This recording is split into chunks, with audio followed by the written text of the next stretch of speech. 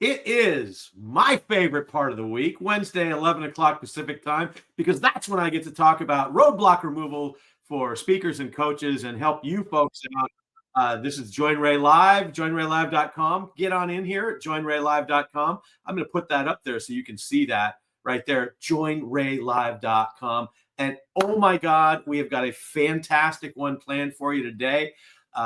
I've got somebody who's got one of the hottest things in the world coming up on the 24th. He's going to talk about that. But please welcome a fantastic tech guy, course creator, all around good guy. He does course creation for therapists. Please welcome I froze for a second, but please welcome a guy who's not frozen because he's back there sitting in the hot tub, nibbling on a Dove bar, having a little of the stuff off the charcuterie board. Welcome, James Marland. James, how are you? Hello. Did I leave any in my beard? Is there any No, but there's a little. I'm good. Okay. There's either like some popcorn or dandruff on your shoulder. So there we go. Okay. I got it. Thanks. Yeah. Hey, Ray, thanks for having me on your show. No problem. A little tip of the hat to you, and tell us before we get off on a subject. Tell us what you're doing on the 24th. Oh yeah. Well, when I started out, I just thought I'd make a course, or I'd make a product, and the world would open and everybody would come to my door and buy my product. And I realized that wasn't the case, and so I started looking for coaches that could help. And I bumped into somebody who was running a dream client webinar through Kajabi. It was called Joey Ragona, and he, man alive, like, he presented some of the clearest teaching on creating the life that runs your business, not the business that runs your life. And it all begins with clarity. Who are you going to help, and how are you going to do it, and what are your skills, and all those things that I wish I knew a year or two before I started just trying to create things. So I've been keeping in touch with him, and he graciously agreed to do a webinar for creating clarity. And we're calling it how to find hold on, there we go, how to find and get an audience ready to buy.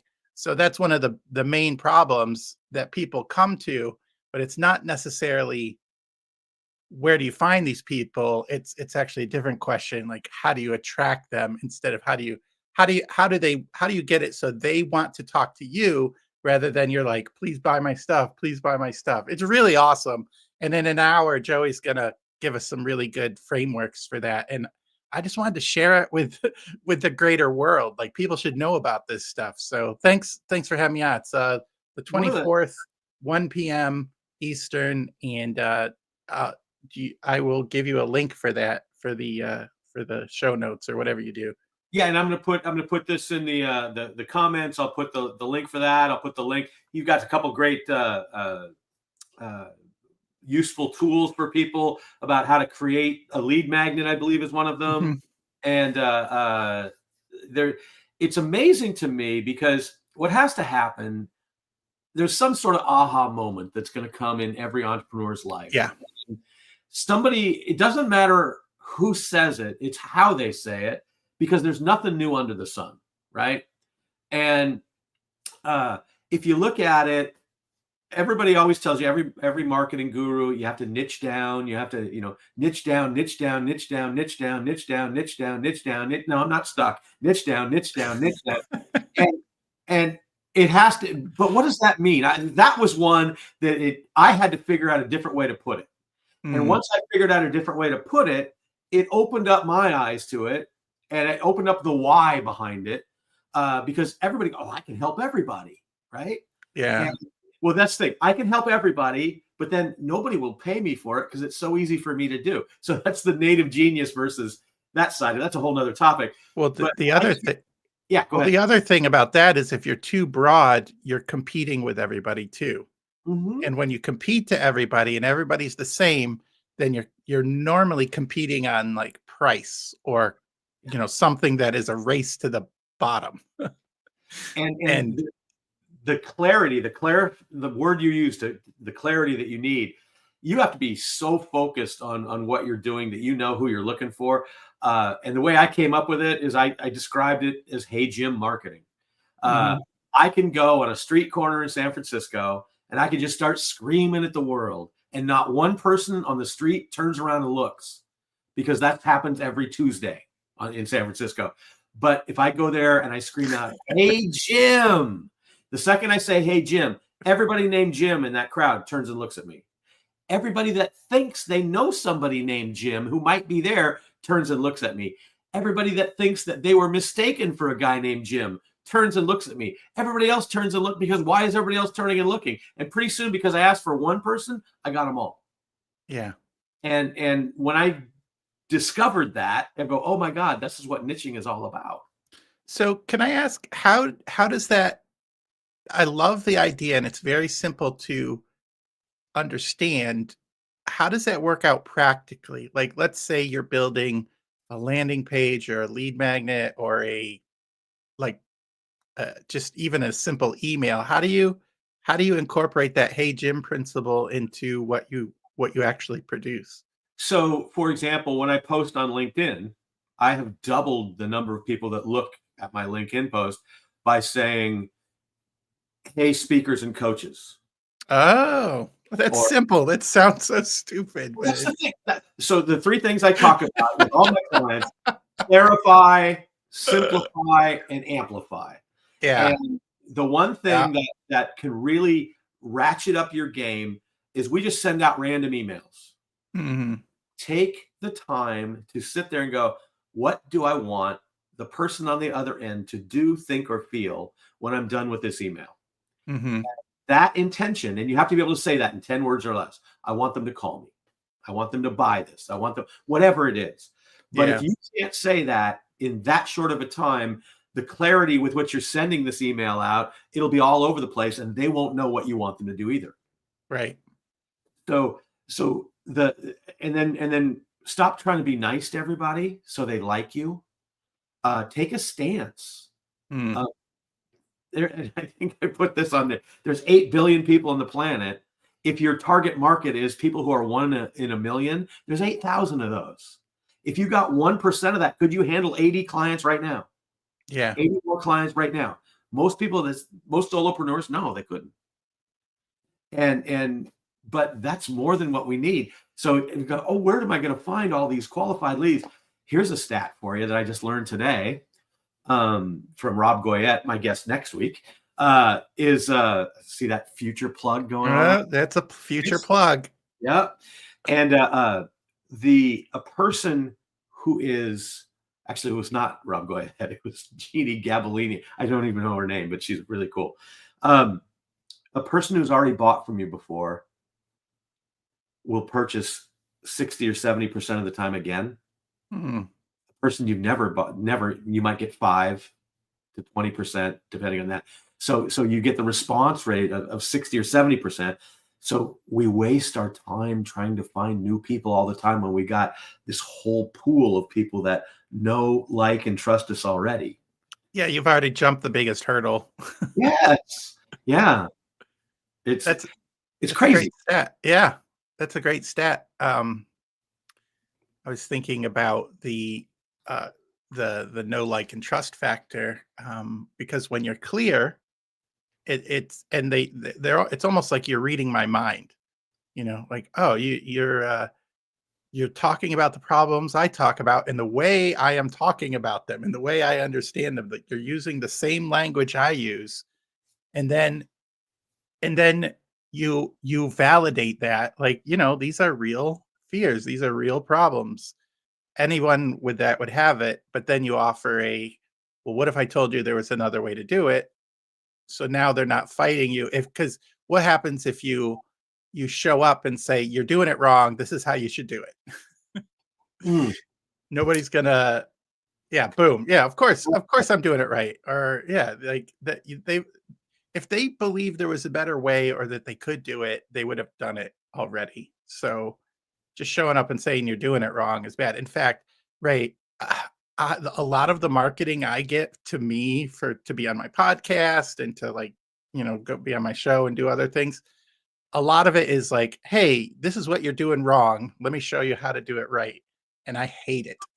Oh my god, yeah. Hey, you really suck. Can I come on your No. Thank you, thank you. I really think I could lift up your show. Uh, Yeah. uh, and the thing that drives me crazy is perfect strangers that don't even know you, that think that they can break down the barrier between you and them by asking questions. Mhm. You don't have the right to ask questions yet. You don't have permission. When you approach a stranger, you don't have permission to ask questions. That's you have to earn that right. So what we do by can I ask you a question? Okay. The thing, no like and trust, there's a big part, there's a big piece missing between strangerhood and no like and trust. Yeah. That's connection. And it's an overlooked piece in so many people that try to reach out So, and try to sell. let me tell you what I've been doing to break that, and you give me your advice or what you're doing, 'cause, It sucks. Come on my show. You suck. Well, I'm taking a stand. You told me to take a stand. I'm just doing what you told me to do.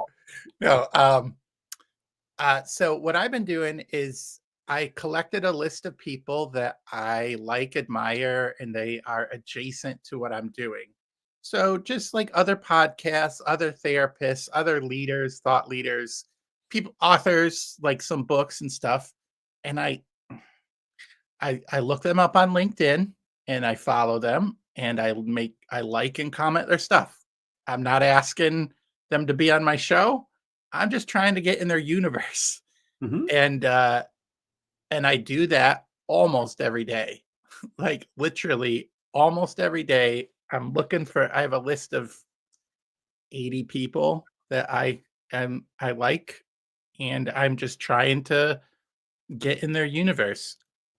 And the end goal here, one, is I'm getting good content. I'm in the same content that I would do anyways. I hope I'm helping their engagement. Probably not by a lot, because if they're famous or they've written a book, it's, one more person. But I try to do my best there. And then 2 or 3.3, math is hard. Point 3, I think, is of every once in a while ask them, either probably the inroad would be, would you like to be on my podcast? Because that a lot of people, especially when they have books or something coming out or they're releasing their new mastermind or something, and they love promotion, especially niche promotion to small audiences that might be around them. So a therapist releasing a book, or a coach who has a new course, all those things would fit with me. So then when I get them on my podcast, the goal then is to do an awesome job, to build relationships, and at some point maybe they'll reciprocate, maybe they'll invite me on their podcast. Not that I would ask them that way. Or if we really connect on teaching, ask them to do some sort of, like, I host webinars monthly, just like the one on the 24th. I host webinars. My goal is to host 12 awesome webinars and workshops in the 2025 with experts, see if they'd like to collaborate on that type of thing. It's a really long process. It's not like send 100 emails and see if 1% gets back. It's actually build a relationship with the people who I like Mhm. and who I think my audience would like, and see what happens and go from there. So that's my way of connecting, that I'm trying not to, like, uh bombard people with unwanted or unasked for questions. What do you think about that? And what do you do? Uh, Unwanted or unasked questions, that's a thought, not a fact. So you have to shift that a little bit. Now, so there's a lot of good in what you're doing right there. Let's see if we can speed up the process a little bit. Yeah, yeah, yeah. I do make things complicated. Well, yeah, and if I said, "What do you want them to do, think, or feel after you reach out to them?" Hmm. And you could say that in 10 words or less, that would be a different answer than what I just heard. Hmm. So take the time to kind of focus with it. Couple things that I think would work very well for you, um, is as you reach out to these people, you can say, "I'm doing some research." Am I frozen? Oh, I'm back. Oh, you're back. Okay. I'm doing some research for a future podcast, and I'm looking for talented therapists that do this in their work. And I'd like your advice, insights, and Mhm. recommendations. Uh, and everybody, or I'm writing a book.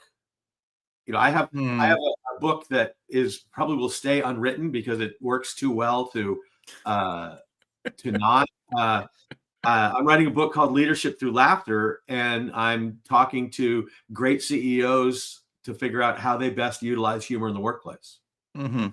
Every CEO wants to be in the book, so they'll answer Yeah. that. So basically, what I'm trying to do is we put these walls up between us, right? And I break them down quickly. And then once I'm in, then I have conversation. And if there is need for what I do, we can have a conversation about that. But it comes as a friend to friend conversation because that's who buys from you anyway, is friends. And so you can get in quicker. That's what it is. So what is it that you can do writing a blog post, a Medium article, podcast? What is it that you can leverage to talk to more people? On LinkedIn, you can't unless you're a pro member. You don't have to be a pro member to get amount of clients that a solopreneur needs. Does it make it easier? Probably. Can one sale would pay for your year of LinkedIn Premiere, right? Uh, Mhm. but I've never used it, and I've done quite well on LinkedIn. What I will do is I will look and find somebody that I want to talk to. Like if it's a CEO, this I become friends with people, but CEOs are a little tougher because there's layers to get to them. So you have to have somebody that gets you there. So I'll go, let's say XYZ company, because that's so original. Um, and James Marland, Course Creation Inc. Right? Yeah. Yeah. I will take a look and I'll see, does James Marland post? Yes, he does. Okay, so he's active on here. If he's not active, I can't use LinkedIn to do it. It's just Yeah. not. So why waste the time and do that? I'll find a different way to connect to that person. But I will go, let's see, Course Creation Inc. Huh? Who sells for Course Creation Inc.? I'll go to all the salespeople and I'll just hit connect. You can only send 5 with With writing. notes. Yep. Yeah, but you can send as many, just connect. Salespeople will connect to anybody. It might be a sale. So now I've got like 7 people in Course Creation Inc. Yeah. So I will go on one of your posts and I will like it. I won't say anything on it. This is kind of what the type Yeah. of thing you're doing. But when I do comment on it, I usually don't agree with you. Mm. But I will make it so it's true to what I think. Sure. Like, Sure. I think there's a better way to. I think this is because CEOs never hear a contrarian advice from them because they're the top and it's the loneliest job in the world. And so once I make a couple of comments and they'll do something back, then I'll send a connect. And when they get the connect, they'll go, "Who's this Ray Engen guy? Let me see." They'll look you up and see who you know. Oh, he knows like 7 of Because our you're not sales. just a rando. Yeah. You're somebody who's shown up. And I know 7 salespeople. You go, he must know us. Click connect. And so it's all you're trying to do in life. If you look at creating a relationship, right? There's relationship within the world and relationship in business. And if you look at them, they're the same. So Yep. the stuff that we put on our branding is what gets people to take a turn and look at us. Our marketing is like flirting. And when you flirt, you can flirt too long and then you wind up in the friend zone and you never do business with each other, right? The sales is like dating, and how well you date determines the length of the relationship and whether someone gets down on a knee, makes a great comment about what's happened in the past, a beautiful look at the vision of the future, and then asks for a long-term commitment. How's that for an analogy on a I Wednesday? love it because I was thinking about I was listening to a podcast on marriage and basically they said you can only change the person in your circle. You have to work on your own behavior. You start there first. And it made me think about business because I also listen to a lot of business podcasts and stuff. And I'm like, the behavior I can't change if somebody buys from me, but I can make myself more attractive, that kind of stuff. And all we're trying to do when we try and meet a stranger, uh, whether it's in business or in relationship, all we want to do is show off our personality. And what we do is exactly the opposite of what does that. We try to cow up to people, basically. It's like, oh, thank you so much for having me here to talk Oh, yeah. about your company. Where'd you go? Well, I'm now hosting a magic show because I made James Marland disappear. Maybe he ran back to you know what? He wanted to have an extra Dove bar, I think, back there. He was having a little extra piece of the charcuterie board. You No, were hungry, weren't you? no. I'll tell you what I was doing. There's a button on the right-hand side that says stream this to your audience. I'm like, oh, that's awesome. And I clicked it and it took me to a sign up thing. So anyway. Huh.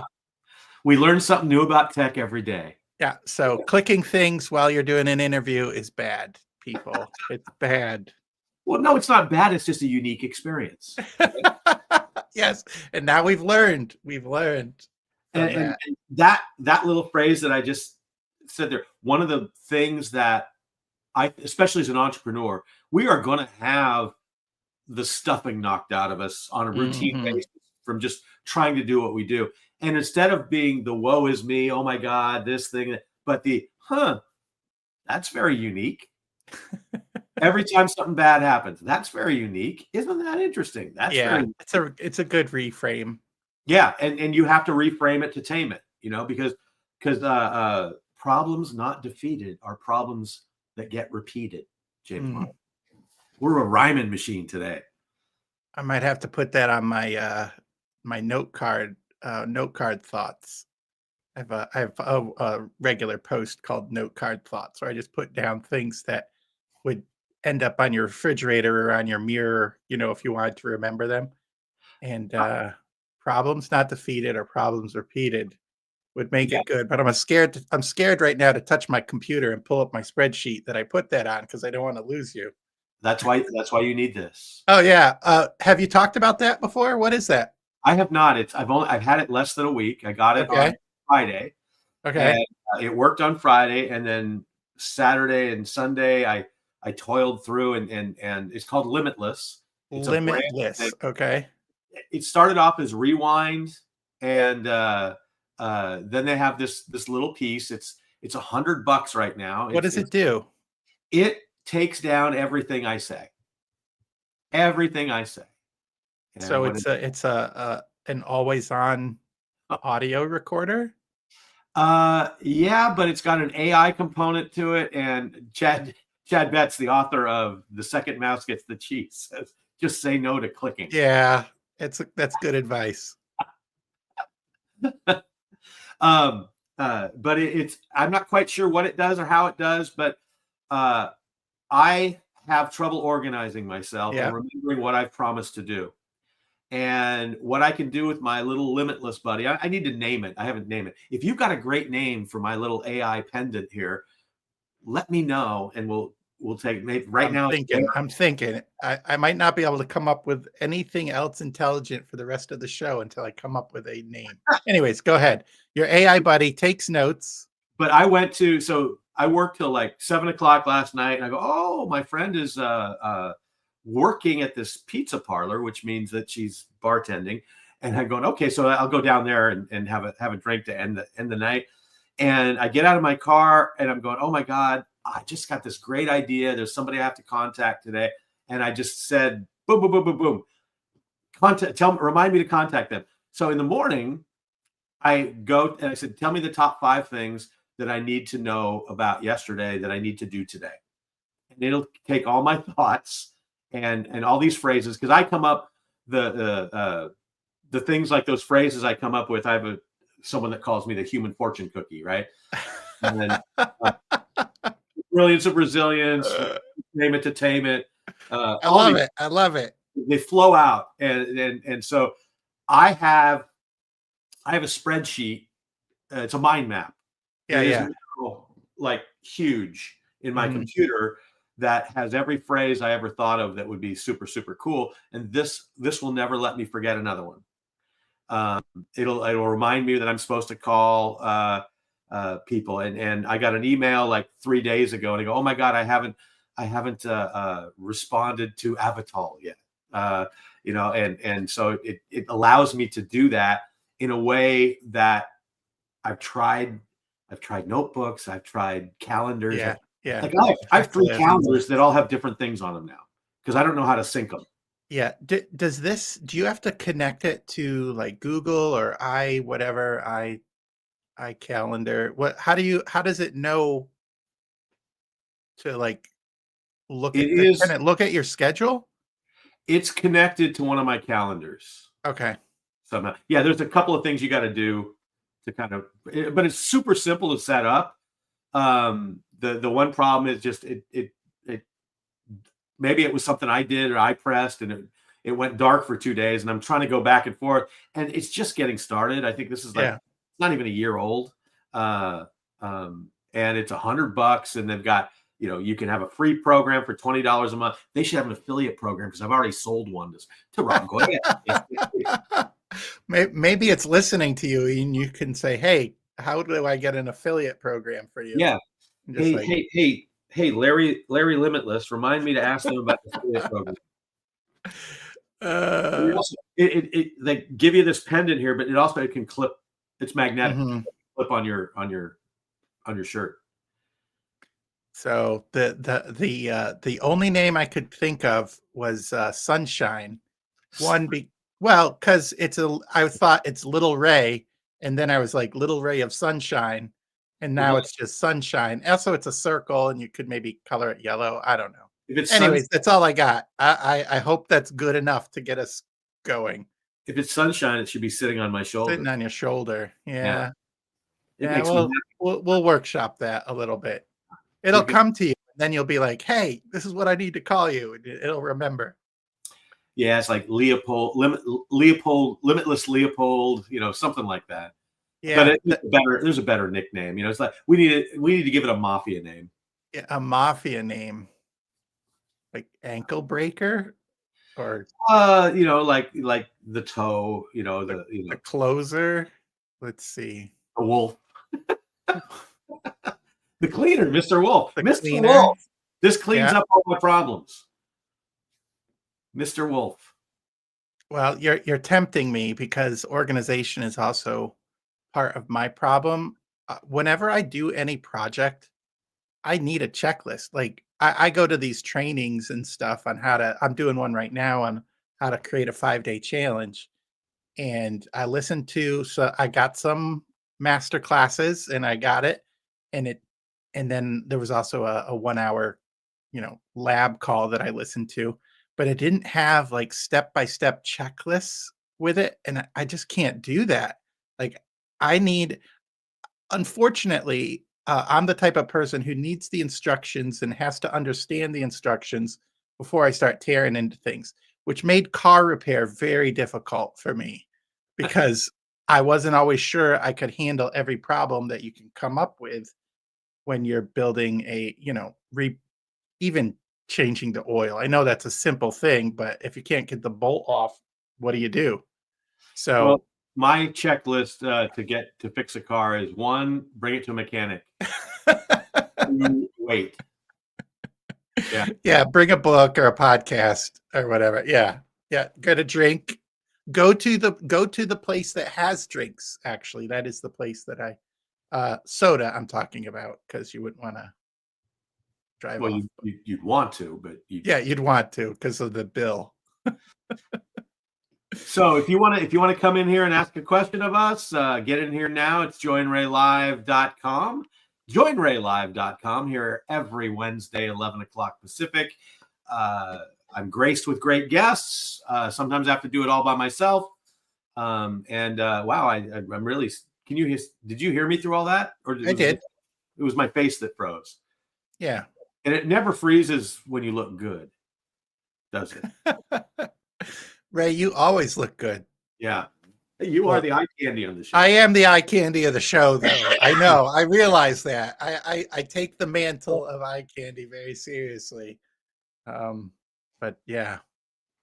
So what do you think if you could give a quick piece of advice Mhm. about removing a roadblock that stops people from getting where they want to go as a solopreneur, what would that be?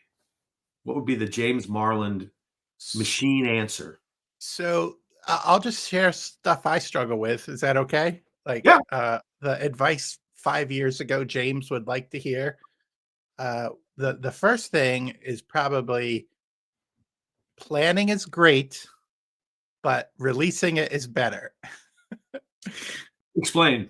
Well, I'm a learner and a planner. Remember, I like to make spreadsheets and checklists and like plan everything out and plan out to the last, what do you do if this type of problem? But then I don't get any feedback from the customers or feedback from the market. So the things that because I don't release it, like I just keep planning it, like Hmm. and and for many, probably 2 years, I was really scared to release anything that wasn't high standards. Not that I don't have high standards, but when you're a solopreneur, how you can spend 50 hours on a PowerPoint presentation, but if you never release it, you're never going to know did it work. And then you spent 50 hours on that presentation that nobody saw because you didn't iterate, you didn't get it out. So I think perfectionism and like those types of fears really held me back, like a lot, because I did not get any market feedback on what I produced.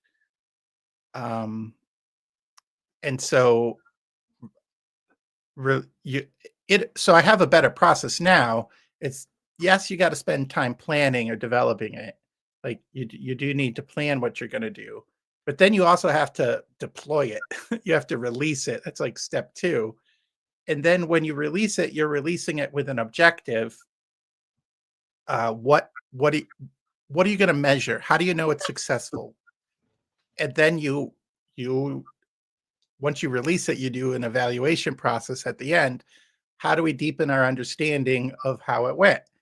Did it achieve the objective? Did people, for example, for courses, course completion is pretty. You want people to complete the course because then you get good feedback. They get the result. They don't feel like they were cheated out of money. They can be a mouthpiece, or like they can promote what you do. Like, hey, look at James. He helped me with this, and this is his course. So if they complete it, a lot of good things happen. So you look at the completion percentage. So if you wanted to deploy it and one of your metrics that you were going for is completion percentage, then at the end, you deepen your understanding who completed it when, maybe ask some, post-mortem type questions. And then you use it's from Jim Collins' book, Beyond Entrepreneurship 2.0. It's just based, in essence, it's what did you learn that you're going to keep doing, and write it down. The new stuff. You don't write all the good stuff that happened. You write the new stuff that you did. And then what didn't work, and either do you cut it out or improve it. Then you incorporate that back into your planning stage, and it's an iterative cycle, instead of, oh, I really hope this one thing that I'm going to release, that I'm going to spend 3 years building, works, because it might not. I mean, it could if you're lucky, but the first time you release something is often the worst thing you're ever going to release. So why would you expect it to be good? So that explanation of the process you go through is so unray. Oh, it's Because unray. unray, yeah, yeah. It's not Ray like, it's unray. Well, Uh yeah. What I know about you is you're an innovator and you like to try new stuff, right? yeah, I'll just throw stuff out. Yeah. And Maybe yeah, that's why we get along. yeah. Because I need your like fearlessness, and maybe you need a little more like, well, you need your organization thing. Yeah, yeah. Leopold or whatever. Leopold. One of these days we'll figure out the name. But it's yeah, and one of the things that I believe that you have no weaknesses. And what I believe are that the weaknesses that you perceive are your strengths on steroids. So I'm extremely creative and I'm ready to hop on things and just go do it. I'm not very organized. Yeah. Guess what? Those are the same symptoms, really. It's like manipulation and influence are the same skill set. It's the mind, the intent of the worker. So one is good, one is bad. But are they a weakness? Not to a serial killer. Yeah. Manipulation's great. Where did we go to? How did I get serial killer coming in here? So, and one of my favorite phrases is action creates traction, right? So when you're doing stuff, you're not really creating any traction. You're just kind of spinning your wheels in the same spot till you perfect it. We all have a comfort zone, and people always talk about going outside your comfort zone. I don't think you can ever go outside your comfort zone, but the walls of a comfort zone are movable. And so you keep pushing them out.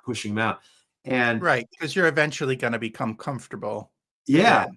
Yeah. And I call it the prison of perfection. So it's a question of what kind of jail are you living in?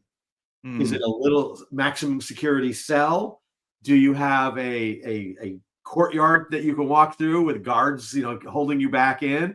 Or is it one of those federal cushy prisons that, they send those kind of people to? Because we can build our own prison and push out the walls and make it more livable. But it's something that everything in life that's good for you starts uncomfortably with a thumping in your chest. And that's thumping in your chest. It's not your heart, it's your dreams knocking on your door. And the bigger the thump, the bigger the dream. You're going to need to open up your heart to let that dream in. Those are things that I learned along the way. And the problem with me is I'll go out and do something, it'll work, and I'll never do it again.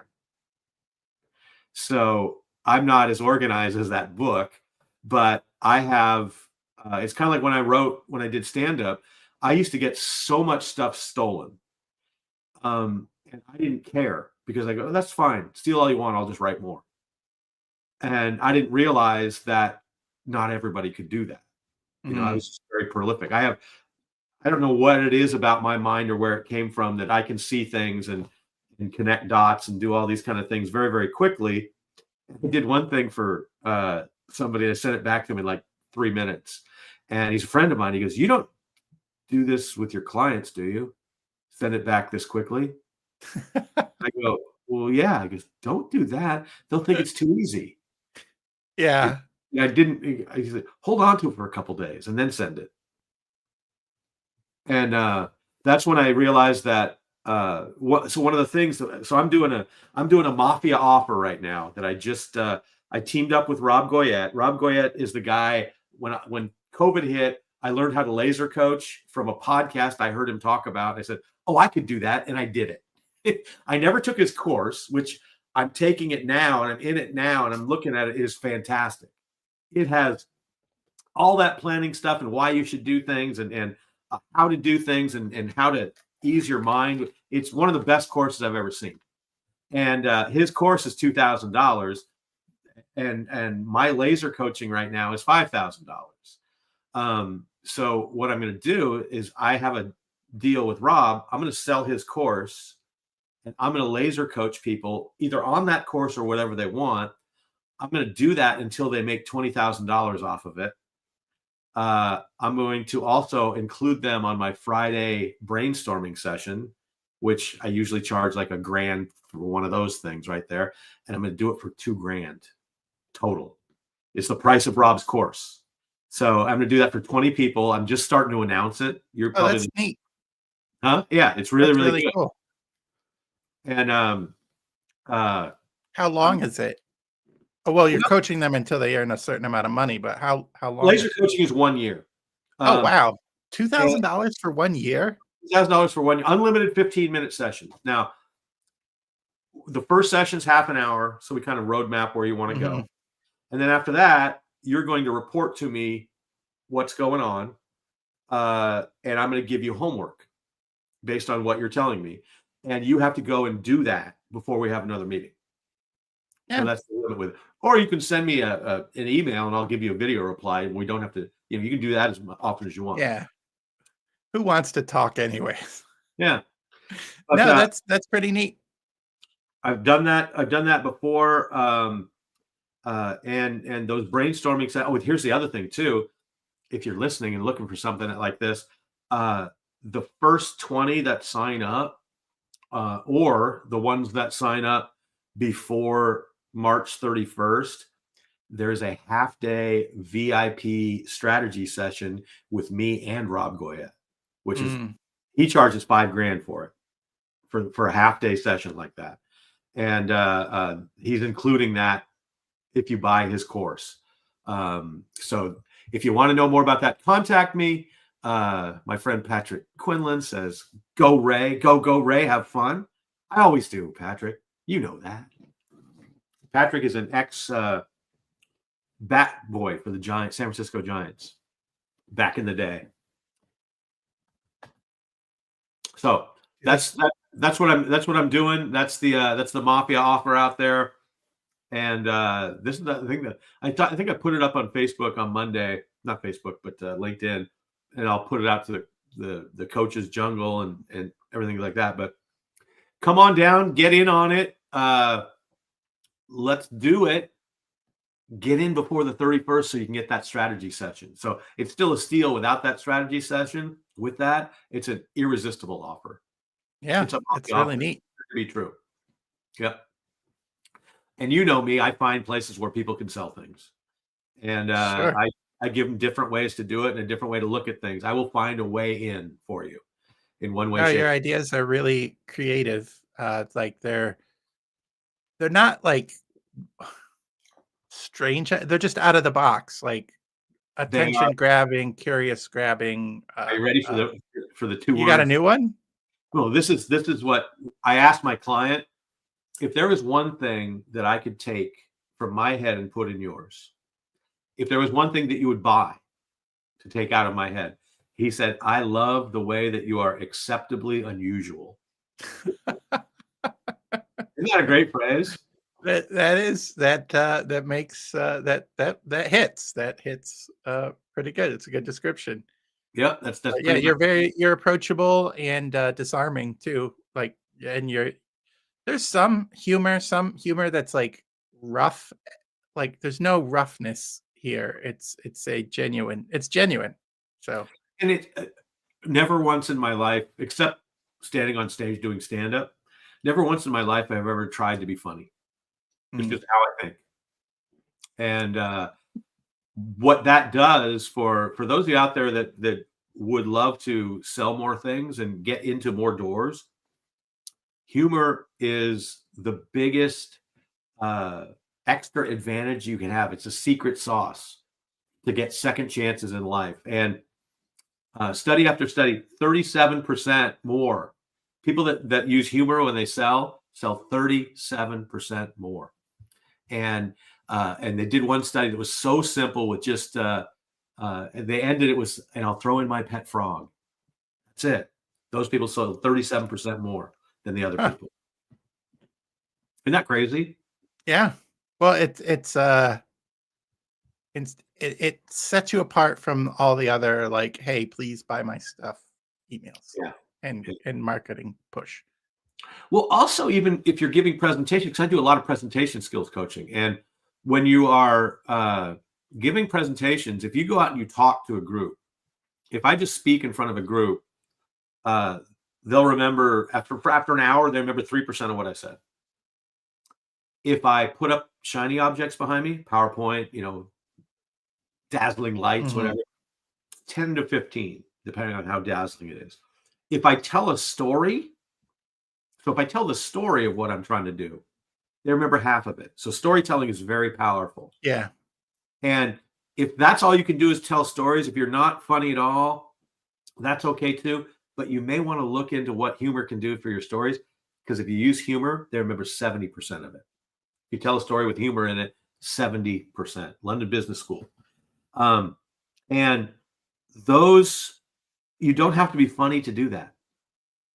Yeah. Like that was brought home by Matthew Dix from The Moth. Have you heard of him or his books? Story Cell and Story Worthy and some other things. I've listened to both his storytelling books. Just exactly what you said. In fact, I'm so convinced that stories sell that a couple times a week I will write down in just a spreadsheet at the end of the night a story from the day. It's one of his tasks that he had people do. Not that that story is going to,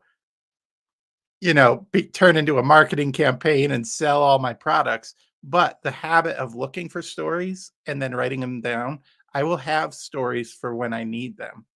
And it's really a good practice to get into because they're those small moments. We're not looking for moments of like when you you climb Mount Everest, or you almost died in a car crash, or you swam the Amazon River. You're actually looking for the moments of like, for me, the last story I wrote down was about my water heater and Okay. like the fear of replacing some pipes. And then why did the water heater blow up? Well, it started to leak and crack the pipes is because, according to the manual that I read, because I had to read the manual before I did it, is I probably wasn't draining it. And when you don't drain it, the sediment builds up. And when the sediment builds up, there's bigger pressure. And when there's bigger pressure, it starts pushing out the pipes. When you don't take care of that, the pipes will leak and break and you'll have a giant mess. And so for me, that is sort of like the story it might turn into is something about relationships. Like if you don't take care of the relationships, bad stuff is going to build up. If you let the bad stuff build up, Sentiment builds up. sediment. Yeah. Yep. Sentiment on the relationship A side. sentiment instead of sediment. Yeah. Very good. So Yeah. yeah, just little things like that. It's so much more engaging and endearing than like you have to take care of the negative feelings that build up in your relationship. Like who's going to remember that? Like 3%. Just what you said. 3% is going to remember that. So stories are important, and yeah. So And everybody always thinks, because I have an article in Toastmaster magazine about where to find stories, and I actually asked several past world champions of public speaking where they get their stories from, and I mhm. took the best quote out of all of them, which was the simplest, was Jim Key, 2002 world champion of public speaking. He said, "I live life and I pay attention." Isn't that good? Yep. Yep. And one of the things I did the other day is because people always ask me, "Well, where do you find these stories? Where do they get them from?" And I'm like, "Okay." So we were sitting at a Pete's coffee shop, and this woman got up, reached over this other woman, and grabbed a straw after asking her husband for a straw, and he walked over to get it, and he came back and he sat down. And I went off and I told a 10-minute story about what that just meant and what it showed, and the five different things it could show in a story, because it doesn't matter where you come from, it matters what the message is you can create out of that. Mhm. When you walk out of the door in the morning and that stupid spider web hits you in the face, right? My sister did that 3 days in a row, and it was like she got all upset because it ruined her hair and all this stuff. And I looked at her and I said, "What do you think the spider's thinking?" It's like, "Man, I worked all night and this other, but I'll tell you what, if I catch one of them, my family's here." I'll I'll be feasting for years. And one of the great things to do to create a story is to take that inanimate object that's in the middle of the story and give it a voice. Mm. So, for example, when you I had a friend that got a flat tire, pulled over on the side of the road, got out of his car and kicked the tire. What if that was told? Because when I told him, I go, "Didn't you hear the tire screaming? Hey, get away from there's a nail. No, go away, change lanes, there's a nail." And then I kept going. It's like, and then he came out and he started kicking me. He started kicking me. Then he went in the trunk and he got out that metal bar and he started twisting my nuts. And these are simple little things that just make things interesting and memorable. And also, and the final line is, if you're yelling, if you're hitting an inanimate object, you're looking in the wrong mirror. Yep. I have an inanimate object story too. Um, I, Um, I- yeah, Go ahead. I was about to wrap things up because we're getting to yeah. the Let's getting to the let top of the hour, and let's leave that for another time. And sure. even wanting more about inanimate Oh objects. yeah, But again, so we got the 24th. What time and how do we find you? How do we get a hold of what you sure. need? I have a couple things. The webinar is you just go to courses.coursecreationstudio.com, and it's a pop up that pops up. You should get it the first time you go to the web page. It's also I also have a podcast, Scaling Therapy Practice, where I talk about course creation and all the tools and tips and techniques you need to get there. And finally, I have that on coursecreationstudio.com under the library or the download section. There's a 15 ways to package your experience into a product people will want to buy, because often people are like, I don't have anything. I just talk to people, and there's a lot of things you can do to create products. So scaling therapy practice and coursecreationstudio.com. And yeah, I'm on LinkedIn too if you want to message me, Say James hi to Marland. James. Say hi to me. If you guys have questions, put them in the comments. If you're watching this after we recorded this because we did this live, put them in the chat, and I will make sure that James or I gets to them. If you want to take advantage of my Mafia offer, just send me a message. If you want to sit down and talk about it, and I'll walk you through it. We just kind of threw it out there for everybody. I will say that I have to get it out of my mouth so it sounds, so comes smoothly out of my mouth, because I'm like going, I shouldn't do that. I shouldn't do that. I shouldn't do that. And I'm going, okay, I'm doing it because I told people I was going to do it. Now it's out there, so I'm going to do You it. got to do it. Yeah, absolutely. And that's another thing is anything you're thinking about doing, when you tell somebody else, then you got to do it. Take action. Action creates traction. That's one of my favorite things I got from one of my mentors, David Newman. We're here every single Wednesday. Next week, oh my God, we've got Rob Goyette, the guru, the Dalai Lama of fast revenue laser coaching. But we're going to be talking about what I'm really good at is getting your emails opened, and what Rob's really good at is getting people to opt in and respond. Mm. So it's going to be an hour. We're going to give you 10 great things that you need to do with your email to get more reaction from that. And that's something to look forward to. And I'm sure I'll talk about my offer since Rob's involved with it next week. So looking forward to that. Thank you so much, James Marland. It's always great to see you. We'll see you in a little bit. And I will see y'all later, everybody. All right. Have a great one. I wish I had a cool way to end this. Remember, send me a cool